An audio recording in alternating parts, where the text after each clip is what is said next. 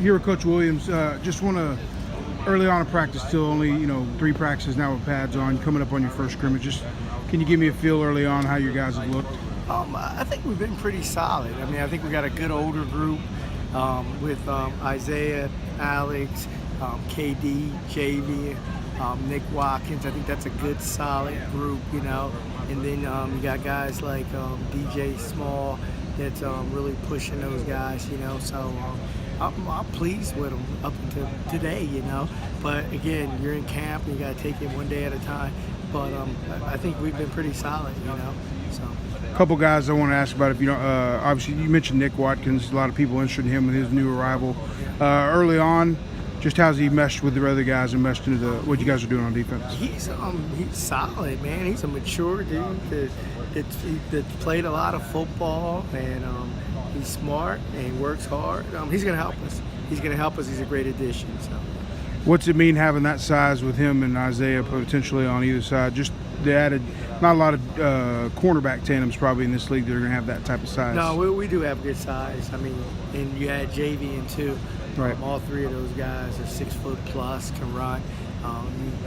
That's ideal, So you usually don't have guys with that size. So I mean it's good because now they can match up to the big wideouts.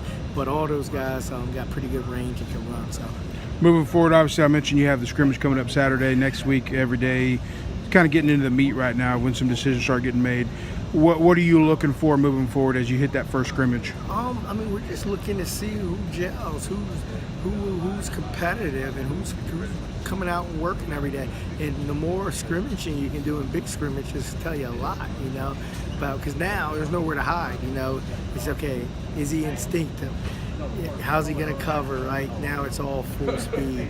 How's he tackling? So you get to see everything when you do the scrimmages. But up to date, I think those are all solid guys, and it's going to be a great competition. And right now, we're not even thinking about depth chart.